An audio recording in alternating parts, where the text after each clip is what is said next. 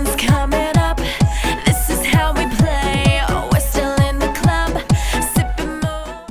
Aston Martin 177, 220 mph. The 177 is the most extreme road-going Aston ever, and the fastest. It may share a front-engine layout with regular Astons, but the 177 is a completely different animal. The 177 proves that incredibly fast cars don't have to focus solely on performance. Its character is almost as special as its 220 mph top speed and limited production run.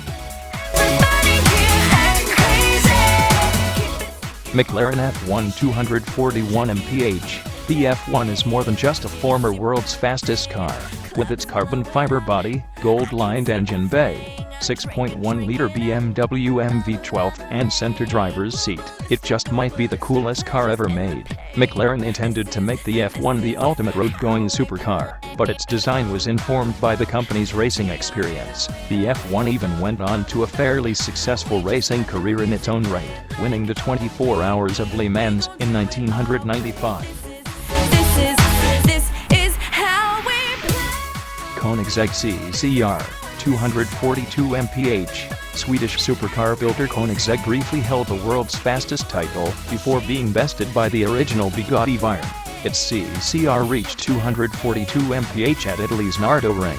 In 2005, the CCR was essentially an earlier generation of the cars Koenigsegg is building today.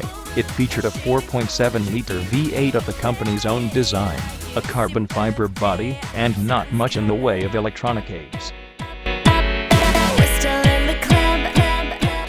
Briefly, the might of the Volkswagen Group and the prestige of the Bugatti name were bested by a car company no one had ever heard of. Shelby Supercars (SSC) has nothing to do with Carroll Shelby of Cobra fame, but for a moment its Ultimate Aero was the fastest production car in the world. It hit 256 mph in 2007, beating the non-super sport version of the Veyron. Helping it achieve that velocity is a 6.3-liter twin-turbocharged V8 with 1,287 HP. When Volkswagen purchased the Bugatti brand, it had one goal: to build the fastest production car in the world.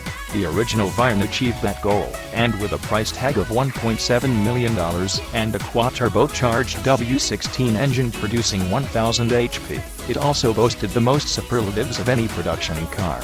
With a top speed of 268 mph recorded at Volkswagen's Arlesian test track, the Veyron Supersport is still recognized as the world's fastest production car by Guinness. The related Veyron Grand Sport Vitesse is also the world's fastest open-top car, with a top speed of 254 mph.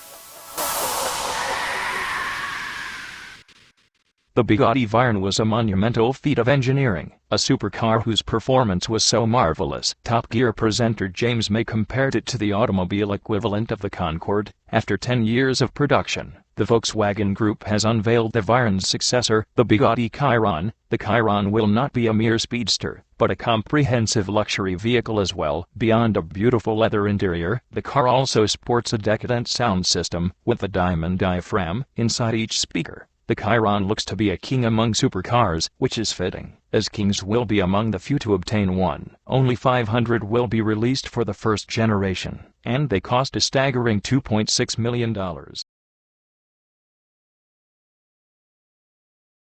Hennessy Venom GT, 270 mph. This combination of a Lotus Elise chassis and 1,244 HP 7.0-liter twin-turbocharged V8, and you have the fastest production car in the world, depending on your definition of fastest and production car. That is, Hennessy recorded a 270.4 mph run at the Kennedy Space Center last year, but only in one direction. To be considered legitimate, record attempts usually require one run in each direction. An average is then taken to account for wind conditions. Because of its hand-built nature, there's also some debate about whether the Venom GT qualifies as a production car. While it can claim the highest recorded speed, Hennessy's Monster isn't recognized as the world's fastest car by the Guinness Book of World Records. Thanks.